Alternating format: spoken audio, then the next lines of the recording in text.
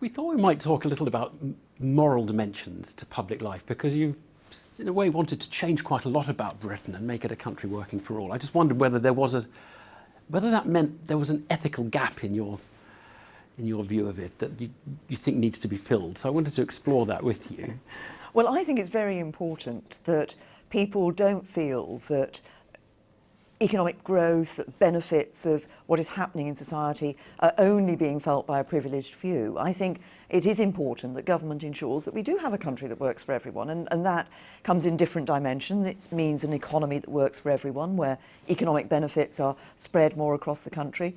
A society that works for everyone. So individuals, I've always believed that individuals need to have the opportunity to get on in life as far as their talents and hard work will take them. I want to explore it on a few specifics. So let's take the issue of business. And David Cameron once said he begrudged the fact that some companies put chocolate oranges by the checkout where you were tempted to buy them rather than real oranges. So if I'm a company and I can make money by selling chocolate, even though maybe it'd be better for the customers if I sold fruit, what should they be thinking there? Yeah. Well, in looking at businesses, I'm very clear that we need to deal with corporate irresponsibility when we see that, which is why I've already spoken about some of the changes I'm looking at in terms of corporate governance, and we'll be bringing forward some proposals later this year in that area. I think people want to feel that everybody plays by the same rules in the economy and feel that there isn't just one law for the privileged few and another law for everybody else. Does that mean sometimes companies should do more than simply obey the law? When it comes to tax, for example, they say we obey the law, we follow the rules. Is that enough if you're pushing the rules to the very limit or not? Well, I think companies must recognise that actually they have a position in society too.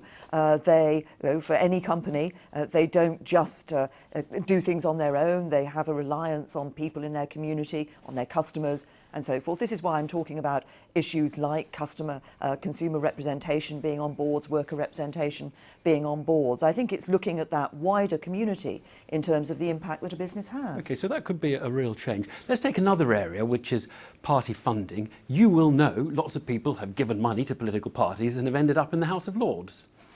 A lot of people would say that's not a country working for all. That's giving rich people more power over our country than other people. Could you imagine giving peerages to Conservative Party donors? Well, first of all, the question about party funding is one, of course, that there have been several attempts to change the rules on party funding. One of the reasons why the attempts to change the rules on party funding and to bring in some limits to individual donations have faltered is because the Labour Party is unwilling to see changes to trade union funding of the Labour Party, which of course often has a direct impact on who they have elected as their leader and what policies they choose to follow. Yeah, but I didn't hear the answer to the question. Is it possible?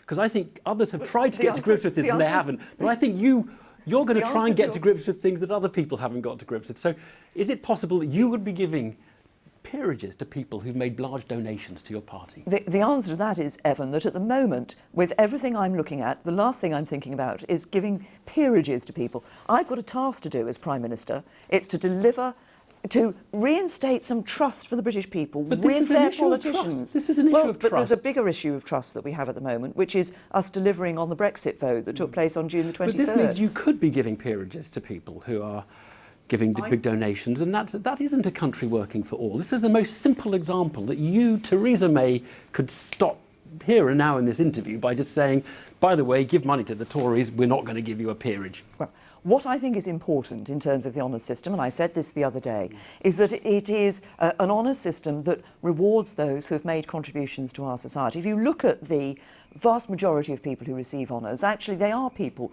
who are working in their local communities, who are working with charities. I think it's important that we have a system that recognises when people are contributing to our society in that way. Let me try one last one. Foreign policy. Robin Cook famously talked about an ethical dimension to foreign policy. Do you see foreign policy as needing a strong ethical dimension? And I would cite an example, which is British arms sales to Yemen.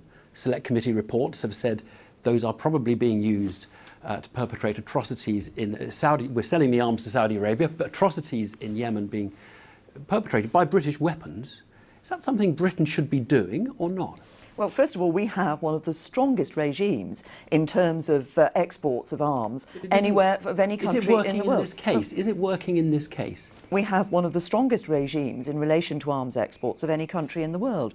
We've been very clear, I've been very clear personally with Saudi Arabia, that we expect these issues to be properly investigated and, if necessary, lessons to be learned. But what is important in foreign policy, I think, first of all, is that we consider what is in the British national interest. We are going to be continuing to take, but enhancing our global role, our role on the world stage as we come out of the European Union. That's about the partnerships we form around the whole of the world. But I think people listening to this would say, what I'm hearing from Theresa May is not quite as different to what I might have expected I would be hearing about a new regime, new ethical standards, a determination, if you like, to sweep away some of the privileges and institutions that have been dominating, or existing at least, in British public life. Are you that determined to change things? Well, if you listen to my speech that I'm going to give to the party conference tomorrow, I'm setting out the sort of economic and social reform that I want to see for a country that works for everyone. Theresa May, thank you very much.